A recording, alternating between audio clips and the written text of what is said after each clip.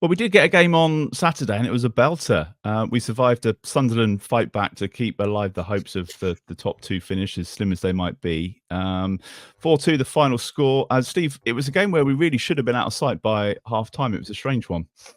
Yeah, I mean, 4-0 at half-time wouldn't have flattered us, I don't think. Such was the domination. I mean, Sunderland basically had one half chance. I mean, they hit the post, but it was you kind of say to people, oh, well, the opposition hit the post. You think it was a really good chance, but the guy's basically on the goal line. He's got practically zero chance of scoring from the angle where he's hit it from. So, yeah, we dominated from pretty much from start to finish in that first half. And, yeah, but for some slightly iffy finishing, David Brooks in particular had 3, I think, shots that were basically identical back passes to the keeper. Slightly frustrating. He wasn't quite at the races, I didn't think, in the game yesterday, really, unfortunately. But I mean, we all have our slight off days. But other than that, I thought that first half we were very good. Just the wayward finishing, really. Armstrong had a couple of other decent chances. That one where he blasted it over when it was still 1-0. Was probably the big one. I think we got really lucky with that penalty. In terms of it's a absolutely fair decision to give the penalty, but the where Armstrong's actually scored the penalty, he's definitely kicked that twice. You think so? You think because that was going to be that's worth checking. And that's one. Yeah, I mean, that's why the Sunderland players were complaining. I mean, it was interesting that immediately there was only 1 or 2 players that even noticed it. And obviously, once a couple of them had said, then all of a sudden there was 6 or 7 surrounding the referee and linesman. And I thought, as soon as Stuart Atwell, who I thought had an absolute garbage game for the most part, as soon as he went over to speak to his linesman, I just assumed he was going to disallow it at that point, because you would have thought that they were having a chat about, okay, have you seen him kick it twice? And I say, and one of them is surely going to say, well, he's slipped over, so the chances are that he's kicked it from one foot into the other, which is why it's appeared not a clean strike, because it's kind of looped up a little bit over the keeper. So yeah, we got away with that one. Are you saying he didn't mean that? Well, yeah.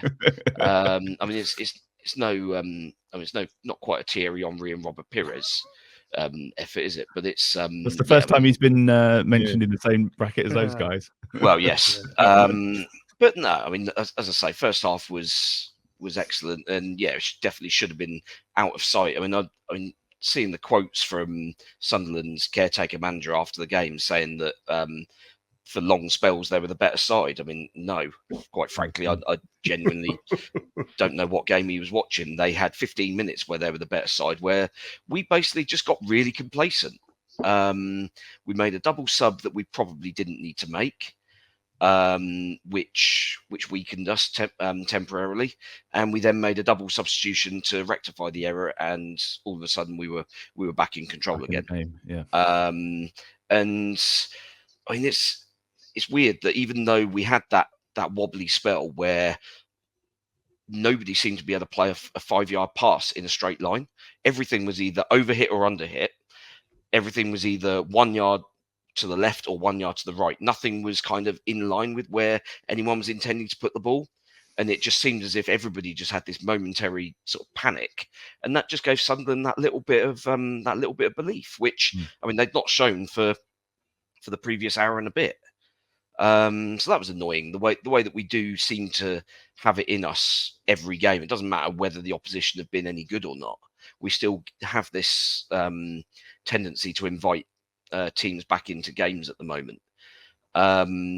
So yeah, I mean, another 2 conceded against, quite frankly, rubbish opposition. They were terrible, and it was they were as good as they were against us up at their place. They were as bad this time. And on another day, much like last week, that's a 6, 7, or 8-0 game. If we take our chances and don't make stupid mistakes at the back. But ultimately, if you make mistakes at the back, you do give the opposition that belief. So that's got to be the body of work for the next 3 weeks, surely. Making sure that we have a settled back 6, 7, maybe. And unfortunately, I think that settled lineup has got to not include our club captain. Yeah, Unfortunately. well, we'll get onto that for sure in just a moment. Alfie, what was your take on the first half? I mean, obviously Stu Armstrong scoring the rebound. I think it was Jan Bedrick with the header, wasn't it? But and the penalty as well. Did you think we were lucky to get that one? Do you think the penalty should have been perhaps striked off? Do you think he hit it twice? You'd have seen some replays, I guess. Yeah, I just said when Steve was talking, I saw Matt Latiz tweeting about that today and said that he could see it from his seat in the ground that it was hit twice. But I mean, I couldn't tell at the time. Obviously, you watch it back and it seems like that. But I didn't really care because the celebrations in front of the away end were great. I thought for obviously a Geordie lad who had a terrible time at Stadium of Light, captaining his side for the first time back in September. But I mean, Saints were excellent value for their lead. Like Steve already said, they could have easily been 4 goals up. They're brilliant again, but yeah, that double substitution did just seem to kill them for 10 minutes. And I suppose it's the two sides of the coin, because you can say that Russell Martin got that wrong, and he did. And it was way too. I felt it was early at the time, and it proved to be too early because I think Will Smallbone had a really good game, and bringing him off, they lost some in. But then he brought it back with the changes, obviously. So with James Bree coming on, they just made that back four look slightly more solid. Even though James Bree didn't actually do anything on a personal level with the ball, it just looked like it was the right shape again. And obviously, round pegs and round holes, wasn't it? Yeah, exactly. Yeah, and obviously Joe Rothwell did what he did. But yeah, I mean, it's an interesting one. I know Russell Martin, obviously, he's admitted it now. He's in the build up to this game, he has admitted that he is playing Jack Stephens and making a slightly different shape of the team because he wants him in there for who he is and the character he is and the player he is as well. So he has got an interesting. I think he has got a settled back 6 at this point. It's going to be with Jack Stephens in it. Obviously, the only problem that brings is when Kyle's back, does Ryan Manning get dropped, who I thought had a good game? So yeah, interesting. I don't know what I'd do with it. Well, I think I do know what I'd do with the back 4, but I don't think it's the same thing Russell Martin would do. Glenn, let's get your thoughts on the game first, because there was a lot that went on, wasn't there, with those substitutions and the sort of crazy 10 minutes where we found ourselves getting pegged back to 2-2, and then it all kind of comes good at the end. But it was the subs that really changed the upset of the tempo. Oh yeah, they did. It was as comfortable as it could possibly be up until that point, and I agree totally with what Alfie said. It just seemed too early to be making that change. It's almost like a change off a spreadsheet. Oh, it's 60 minutes. We must make 2 substitutions, and we must take Will Smallbone off, because he was having an excellent game. And I thought, I mean, apart from his finishing, I thought David Brooks was half decent as well. And to change that right hand side, because you shifted Adam Armstrong that side as well, and brought Joe Aribo on. Joe Aribo seemed to struggle to get to the pace of the game when he first came on. So there was a definite sort of disconnect happen when that substitution was made, which I agree with Alfie. I thought it was unnecessary. They scored 2 goals. The second goal's a brilliant goal. Obviously, the first goal, it's Sulemana kind of overplaying, getting tackled, and I don't think we closed the man down quick enough. I don't know who it was. But we kind of let him have a shot, and it flicked off of Jack Stephens, as I've just been told, and went in. So, but the 5 subs thing, it's interesting because we used it or Russell Martin used it on Saturday to kind of correct what was wrong with the first 2 subs. And when James Bree came on, as I tried to interrupt Alfie earlier on, suddenly we had round pegs in round holes all over the pitch. And Joe Rothwell, who I'm well known for not being a huge fan of, they played him in the right position. He's a number 10. He can't play number 6 because he can't tackle. He can't play number 8 because he's no good anywhere near his own goal, receiving the ball with his back to goal. He's a number 10. So it's him or Stuart Armstrong. And that was the substitution that was made. And Rothwell showed what he's good at, driving with the ball. He's got a good shot on him, obviously, as we've already seen. And he's obviously going to be a contributor from the edge of the opponent's box, and it's worked for him. That's 2 games it's worked for him, sort of like coming forward. But yeah, it's about balance, and the substitutions in general got to be about balance. We keep the balance in midfield with basically a 6, an 8, and a 10. We all know the players who can play those roles. We've struggled this season when we've tried to do something different. Mm-hmm. I've thought Russell Martin has been a bit where I disagree with what he does, is that he seems to think some of our players are more flexible than they are. He thinks Will Smallbone can play as a 6. I don't really think he can. He thinks Rothwell can play as an 8. I don't really think he can. He's good at his one position, and that's it. And now we've got the balance issue in defence. And as soon as we sort it out with the second set of substitutions, we suddenly look a better side. I mean, Sunderland didn't manage the game terribly well, because at 2-2, they really should be thinking, we've got out of jail here. We need to shut up shop now and try and, just try and keep what we've got here. But they seem to get a little bit carried away, and to get caught on the break like they did for both the two, both of Rothwell's goals basically was pretty poor from their point of view. And as Steve said, the manager saying they were the better side last periods of the game is the reason why he won't be a manager there for very long, because I thought they were largely awful. But there you go. Don't care about them. Onwards, and hopefully some lessons have been learnt, and over the next 3 weeks or whatever it is before we've next got a game, everyone can reflect on that, and it'll be decent when we come back. That is what worries me, though. 3 weeks to think about it and to come up with something does scare me a little bit. Do you think it's too much time? Do you think he's going to be overthinking it? Because we had this with Ralph, didn't we? There was always, after the international break, he'd overthink things, and then it'd be a disaster first going back. So do you think, Alfie, it might be a bit too long? Maybe they should just have a week off.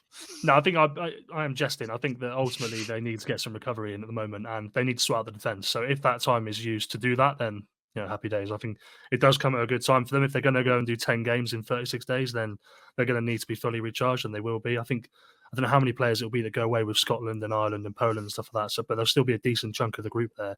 But yeah, I mean, we may come back and it'll be a 4-2-2 diamond with Camaldine and Sekumara up front, and we'll be thinking, what the hell has gone on? No. But I don't think that'll be the case. I think the 11 right now is very clear. Because the front three of David Brooks, Che Adams, Adam Armstrong, for me, is the best front three at the club. I think it's pretty clear. Ryan Fraser's been a little bit unlucky because he sort of lost that crown whilst he hasn't been able to play. But he'll be a brilliant impact player, as we've already seen.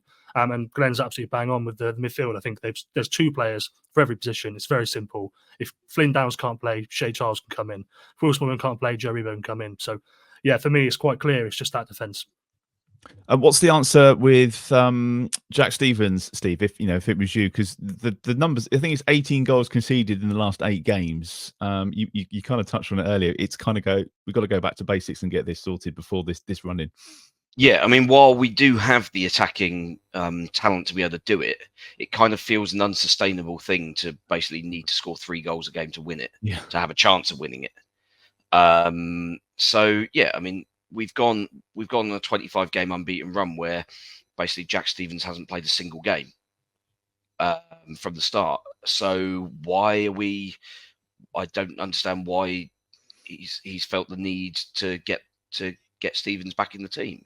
This isn't a sort of anti-Jack Stevens sort of rant or anything, but there's a partnership between Bednarek and Harwood Bellis that has been harboured over a 25-game period.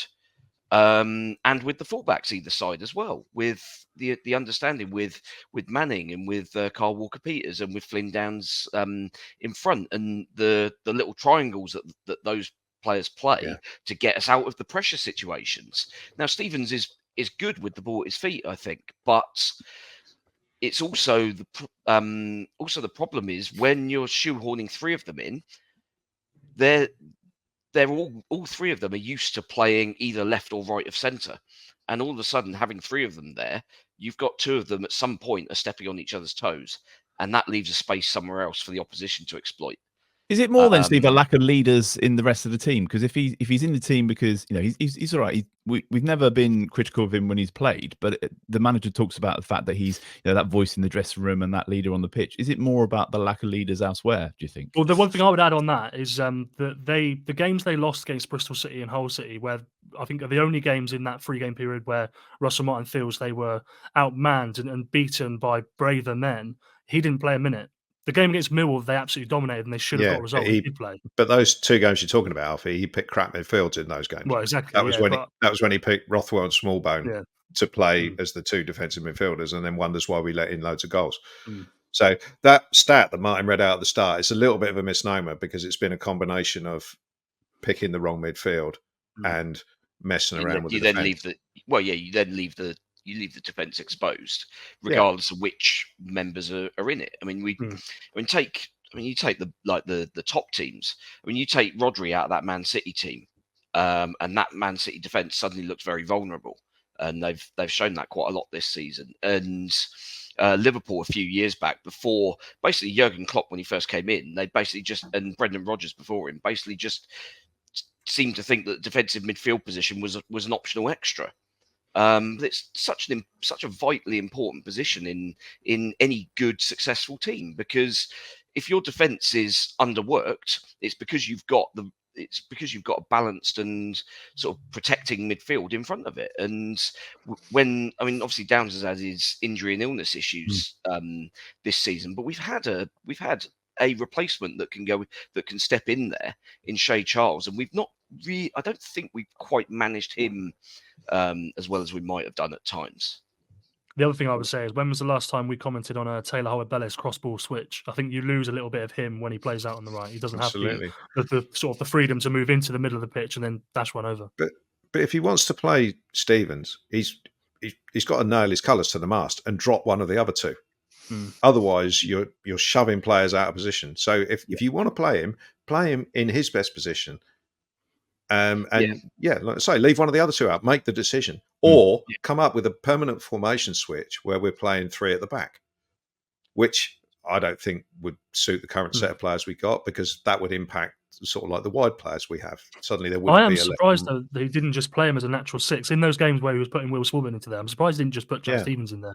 To be honest with you, I'm not saying it would have worked, but just thinking in his way. I mean, he's ended up playing most of the last 2 or 3 games in that role anyway. When he brings the ball out, he doesn't tend to go back into the back four very often.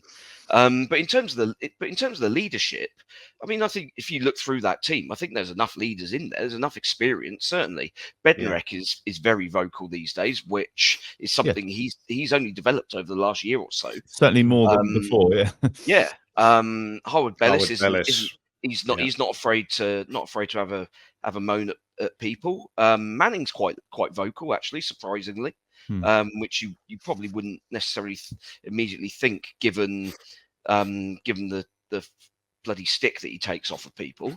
And you've got people like Stu Armstrong and Adam Armstrong and Shea Adams. They're all people who you can visually see from the stands. They're all kind of always involved in the chat. There's only a handful of players that you would think, I'm not sure he's going to be kind of sort of shouting from the rooftops or anything. Like Walker Peters is one of those sort of leaders by example type players, I think. And you probably then look at a lot of the lone players. Because they're coming in as a lone player, it's difficult to kind of demonstrate sort of outward leadership, I think, in a lot of senses. David Brooks seems quite a quiet lad, so isn't likely to be sort of bellowing at people. But I think professional players all bring various different leadership qualities, just in different ways, and you don't necessarily need a team full of sort of Tony Adams types. There's more than one way to skin a cat in terms of leadership and captaincy and that sort of thing. We'll do Player of the Week in just a moment. If you're watching the live stream, and there are lots of you tonight, just let us know who your Player of the Week was, if you were at the game or if you saw it. Who was the standout performer for you? Glenn, I just want to get your thoughts on Sulemana before we finish. I feel like just like a goal and it will all click, because that was not a bad performance from him yesterday, and that was it half an hour that he was on the pitch. We were excited, we were up off our seats, but it's just not happening at the moment. If I see him cut in from the left wing one more time and side foot it straight to the goalkeeper, I think I'm going to scream. He does my head in, because there's something there, obviously, until he gets to the actual business part of picking out a player or having a shot. I can't help but think that with the squad that we've got, bearing in mind we've got wide players like Fraser, Edozie, Brooks, Adam Armstrong, who all contribute goals and assists from those wide areas. Sulemana has only ever scored 2 goals for us, and that was when he played up the middle. So instead of chucking Sekumara on for the last 15 minutes when Che Adams gets tired. Try Sulemana up the middle and just see how he gets on. He might not be brilliant with his back, all the back to goal stuff. He'll probably struggle with, but I would just like to see him tried there, because I think he just struggles to create anything off that left hand side, despite the fact he had the fullback on toast. I mean, it's not his fault. We paid 23 million for him or whatever it was. That's not his fault. He's a young lad over from France. He's still only 21, is he? 22, yeah. But 21, 22. But he's playing in the Championship now, so it's a massive drop in standard. He obviously did nothing last year. I was expecting a lot more this year from a player that we paid that much money for. So I would just like to see us try him in the centre forward position. Last 15 minutes of a game, cause absolute chaos. See how he gets on, because on the left wing we've got other options that we can use over there who we kind of know are going to be effective. Whereas with him, I still would be surprised if anything happens from at the end of one of his burns past the fullback. So yeah, I would like to see him tried as a centre forward, but whether we do or not, I don't know. I do think, looking at his situation and given how it hasn't worked, and I may be wrong, but I just can't see a situation in which he's still here next season for whatever reason, whether that's in the Premier League or in the Championship. I just feel there's been such not a mismatch. I think that's unfair. He's had injuries and he hasn't really had a run of games. I mean, Ruben Sellers didn't play him, even though they lost every game 1-0. But I just think the way it hasn't worked, I just think that he'll go for 10 million or whatever it is the club can get for him next summer. But I guess we'll see. And that'd be the last of the January transfer window signings gone, I think, wouldn't it? So, well, if Charlie doesn't stay, yeah. James Breeze still here. Oh, true. Oh, of course, yeah. Forgot James Breeze. So, right, let's do TSP Player of the Week then. Alfie, who was the standout performer for you? Obviously, in the stadium, it was Jan Bednarek again, which I'm sure is some sort of like in-joke in hospitality where they all vote for Bednarek. Not that he had a bad game, but I just thought there were others that deserved man of the match yesterday. Yeah, no, I absolutely agree on that. I mean, the obvious one, you've come to me first, so I have to give you the obvious one. That's just Joe Rothwell, because to make that kind of impact in 20 minutes, as well as the 2 goals, the way he brought the ball out from the back, he was taking players on, which, yes, all right, didn't work against Hull, but it worked yesterday. So, yeah, Joe Rothwell. His finishing was something else as well, wasn't it? He's got real technique on him, hasn't he? When he hits them, they fly. Yeah. They don't just, it's the opposite of Kamaldeen Sulemana, actually. If we can just get the pair of them striking a ball together for 10 hours a day, he might learn something, because he hits it so true and it goes through all those bodies as well. I thought the best bit about the second goal was not playing Che Adams in, who was in front of him. It's like, don't play him in, don't play him in. And they went to Armstrong and then came back and obviously we got the goal. Steve, Player of the Week for you? It's quite a difficult one. I mean, everybody was good, but nobody stood out, I didn't think. I'll go Adam Armstrong. Largely because he's actually had a fairly quiet month before last week. But he seems to be kind of back in some sort of groove now. So that I think bodes well for the running. You're nodding, Glenn. Do you agree? Yeah, I agree with that about Adam Armstrong. Certainly, he had 5 or 6 games where he didn't look on it, and I know Russell Martin said he shouldn't have dropped him. I think it was spot on to drop him for a game, give him a bit of a kick, and he's come back looking like a player who's got something to prove again, like he was at the start of the season. Because right at the start of the season, we were relying on his record in the Championship from 2 years ago, and he. He proved he could be useful in this division, and that's what he's doing. But I would say, we've already mentioned him, I thought Will Smallbone had an excellent game. I think it was a mistake to take him off. His stock went up when he went off. I don't know if Alfie mentioned this in his piece, but when he went off, you sort of realised actually he was having a much better game because of the 10 minutes afterwards. Yeah, I mean, at the time I was kind of shaking my head when they took him off, and Brooks. I just thought it was unnecessary. But that was balanced out by the fact that Aribo was coming on, and he's been decent this week, but it did decent in the last few weeks. It didn't quite work out on Saturday, but there you go. So I thought Smallbone had a good game, and again he's been playing well in that position, that balance thing again. When he's played in his correct position, he's been playing well since the start of January. Ever since Joe Aribo went off to the AFCON, he's been playing well as a number 8. Put him number 6 doesn't work, as we know. But play him in that position, he played well, and he had another good game on Saturday. All the clues are there, aren't they? We'll get the poll on social media in just a moment.